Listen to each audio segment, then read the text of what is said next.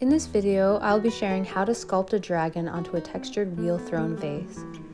The dragon can be sculpted into any shape or form, whether wheel-thrown or hand-built.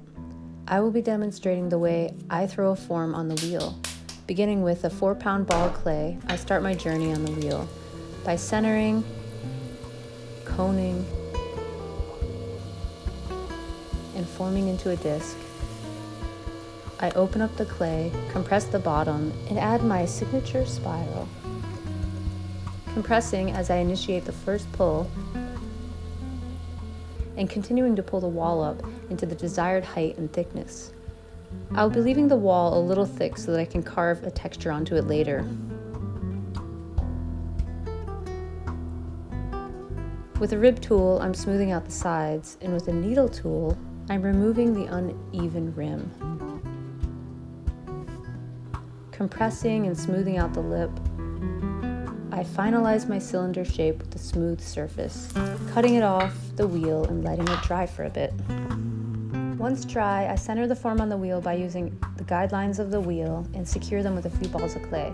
There are better ways of doing this, it's just an accessible way to make sure the form doesn't move.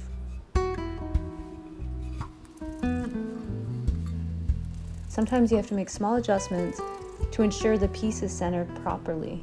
With the loop tool, I begin by trimming the bottom, creating a foot, and trimming the side walls to define the shape.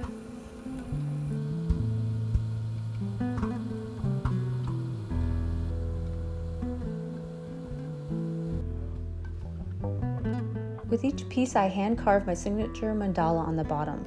The foot of the piece is often ignored, but it is a great space to add special detail that captures your personal signature as an artist.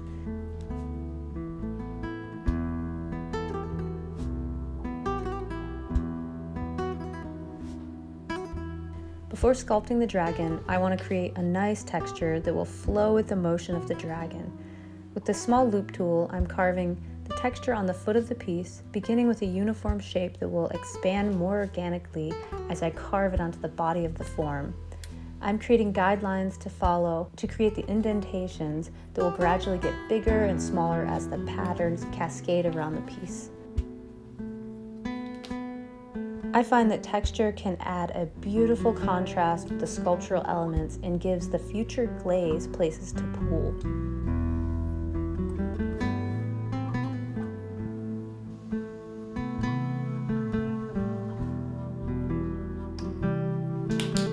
To create the dragon's body, I begin with a ball of clay and roll out a long coil. I approach sculpting this style of dragon in a similar way that I would if I was sculpting a snake.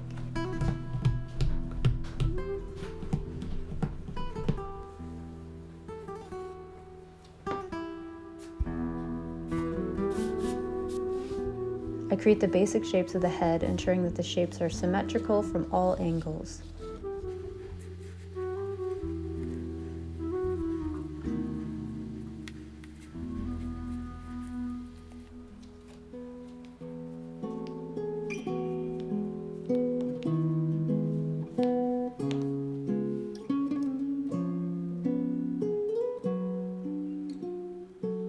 To attach the body to the vase, I place the coil around the form and trace where it will be attached.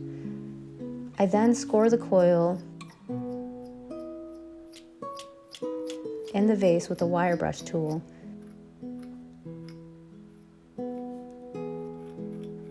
And with slip painted onto each surface, I'll be able to adhere the pieces together. Slip works its way into the scratched surface to distribute moisture into the clay particles. With the slip in place, the coil sticks easily to the surface by applying pressure and friction to work the pieces together.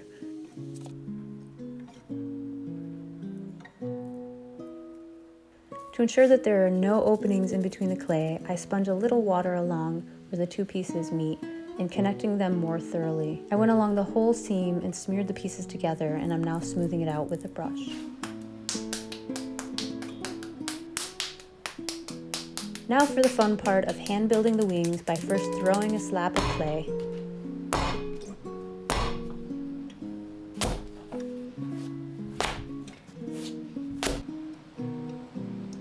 I cut out the wing shape that is similar to a bat wing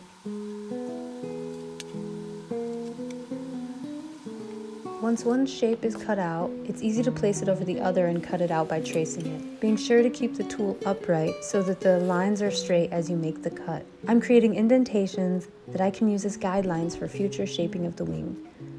To get an idea of the wing placement, I form it onto the pot.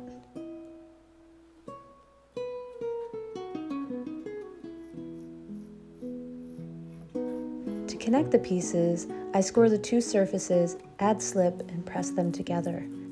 I was very meticulous with the connection since there's a large surface area to connect.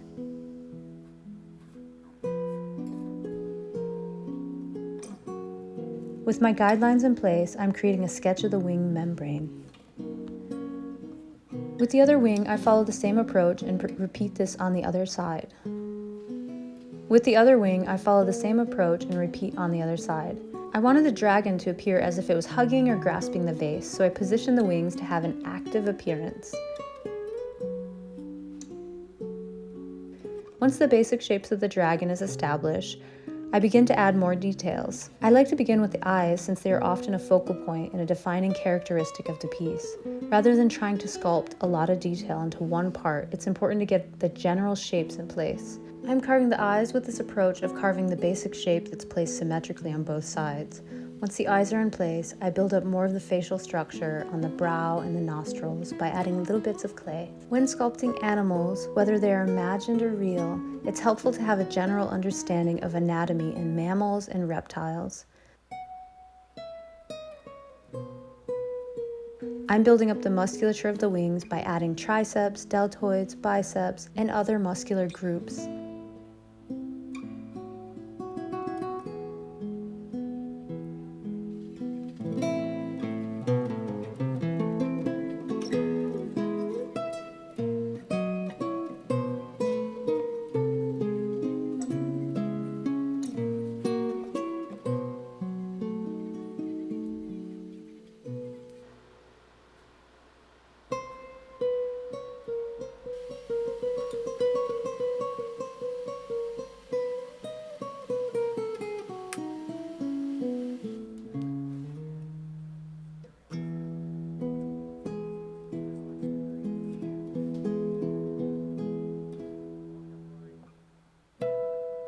I'm adding horns and texture by adding little bits of clay and the horns.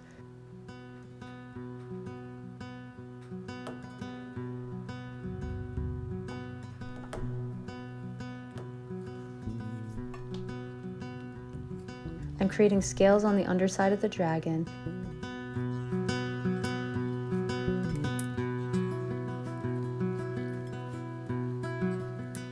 And carving some grooves that imply the rib cage, and creating a distinct line to carve the spine scales onto.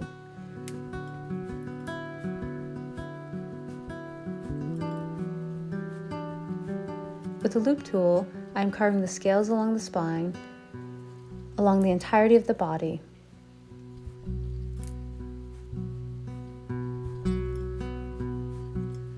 I'm adding clay where the joints of the wings will be.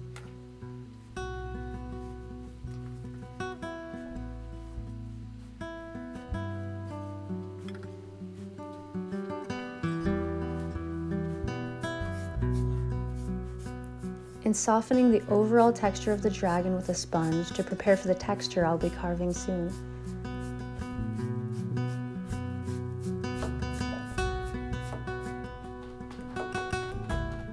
But first, I will sculpt the legs by dividing the clay and rolling out balls.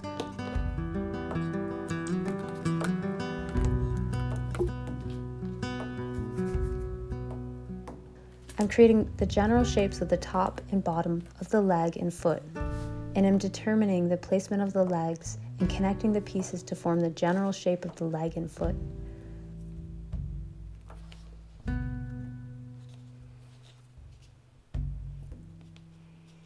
Once connected, I'm able to carve more detail to the overall shape. I trace the leg and score the area, add slip, and connect it to the pot.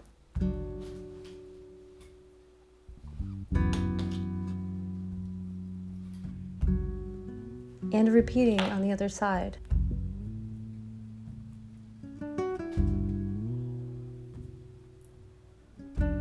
Once they are attached to the vase, I go in and carve more details onto the foot and leg.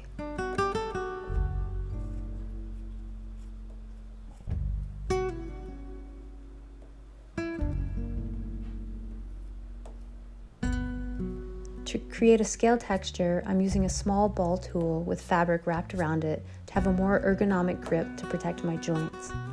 I enjoy decorating the dragon with scales. It's like drawing in 3D.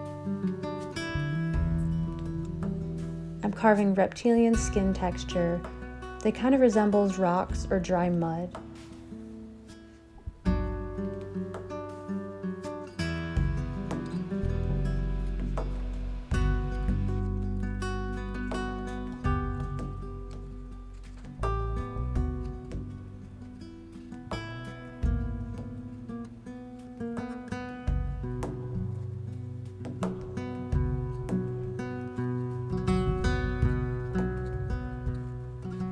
I wait to brush off the clay particles until they dry more so they don't reattach to the carved areas. Once the whole dragon dries a bit more, it's important to wear a mask when brushing off the carvings. I find that brushing also softens the look of the texture, giving it a more natural appearance. I even went over the whole piece with a slightly damp brush to smooth out the edges. If you'd like to see how the dragon turns out after I glaze and fire it, I'll be posting that video in the near future. Let me know in the comments if this video was helpful, inspiring, or if there's something you'd like to see me sculpt in the future. Please like, subscribe, and share with a friend.